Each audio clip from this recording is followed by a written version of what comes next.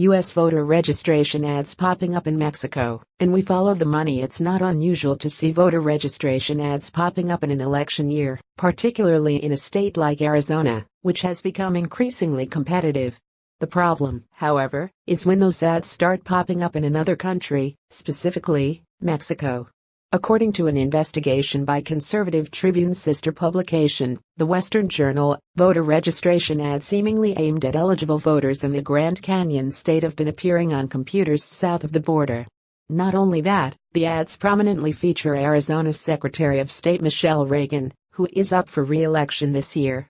And, if you live in Arizona, you ended up paying for them. The Western Journal first received reports of the ads when a registered Arizona voter spending time in Mexico noticed the ad pop up on his computer, along with other local ads, indicating the ad providers clearly recognized the computer's IP address was outside the country. Having knowledge in online ad placement, the man questioned why the state of Arizona should be paying for any ads to run outside the United States, when it is easy to set the parameters to only deliver the content inside of the country. Indeed, the tech folks at our publisher, Liftable Media, quickly confirmed that such ads could easily be targeted to run only in the United States.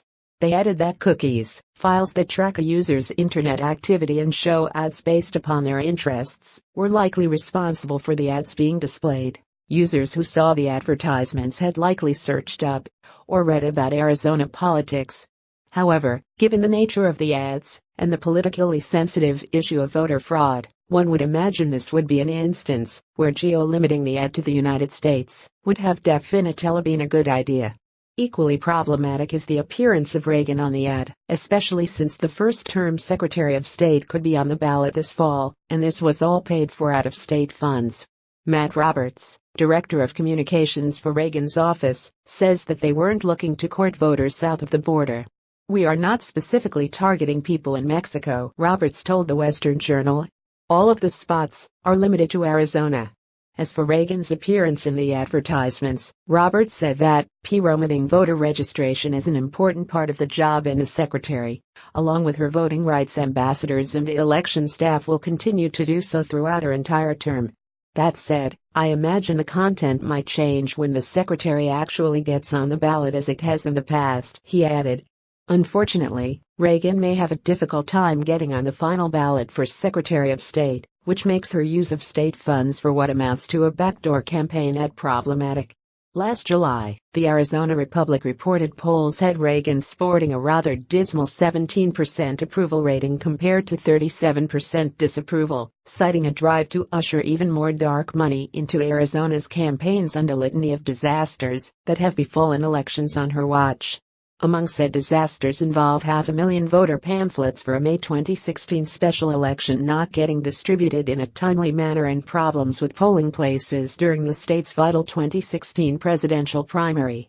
Republican National Committee women Lori Klein Corbin and businessman Steve Gaynor have both been collecting signatures to challenge Reagan in the August primary. One consultant said that Corbin had made clear during a recent Maricopa County Republican Committee meeting that she was definitely a candidate for the position. As for the ads, one prominent Arizona GOP consultant was significantly less sanguine than Mr. Roberts when it came to Reagan's appearance in the voter registration ads. "I think there is a way to promote voter registration and participation that's clearly not promotion of the Secretary of State," the consultant, who wished to remain anonymous, told the Western Journal. "The focus should be on getting new voters registered, not promoting the failing incumbent." While it seems unlikely that Reagan was actively courting voter fraud, it appears to be yet another botch for a politician whose short tenure in her position has evinced no shortage of them. It looks like she'll need every voter she can get, and if she could get them from Mexico, she no doubt would.